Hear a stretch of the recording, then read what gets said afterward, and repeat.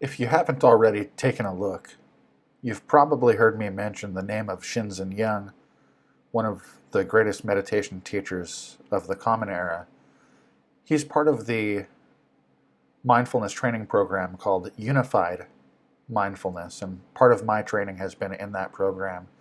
One of the most interesting things he has come up with is something he calls the periodic table of happiness elements. And he's got 5 happiness elements marked on the table: minimizing suffering, maximizing fulfillment, understanding yourself, acting skillfully, and serving from love. Now, I'm unable to provide a copy of the chart for copyright reasons, but I just want to point out some of the parts I think are most interesting. Of the 5 elements of happiness, which he says meditation training increases, there's also levels of these 5 types. So, for example, one of the ways that meditation makes you happier is minimizing suffering. And the levels of minimizing suffering are: the first one, you're able to eliminate undesirable, objective situations. At the second level, you're able to eliminate unpleasant sensory experiences. At the third level, even deeper, you're able to focus away from unpleasant sensory experiences. And finally, at the fourth level, you're able to completely experience unpleasant sensory experiences. So that was minimizing suffering and the 4 levels of doing that. There's also maximizing fulfillment, sort of the opposite. And the 4 levels of maximizing fulfillment are: first, you're able to have desirable, objective situations. Pretty basic, but at the second level, you're able to have pleasant sensory experiences. That may also sound rather straightforward, but remember how often you're distracted from a sensory experience, even if it's pleasant?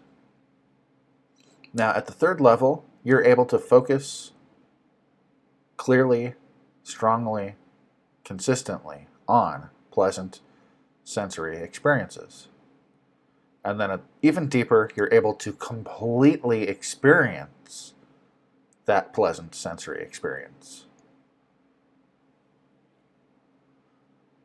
So this other element on the happiness table is understanding yourself and the 4 levels of doing that.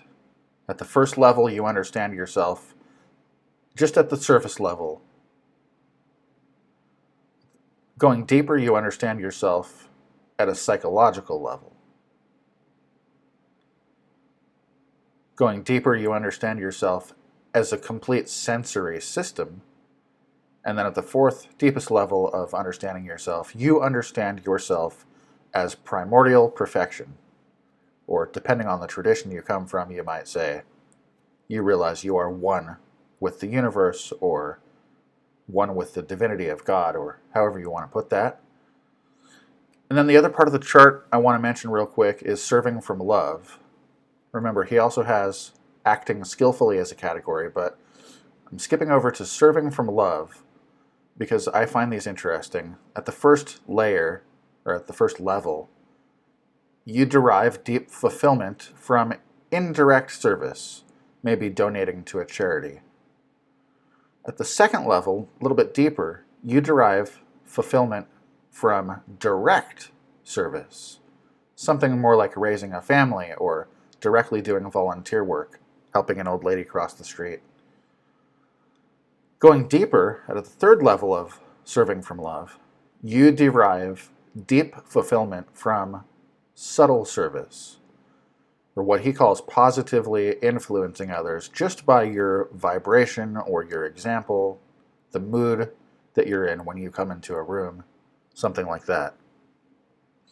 And then at the deepest level, the fourth level of serving from love, you derive deep fulfillment from total service, helping others apply mindfulness skills and learning to meditate, and serving all types of people from all levels of happiness in the happiness elements table of minimizing suffering, maximizing fulfillment, self-understanding, acting skillfully, and serving from love.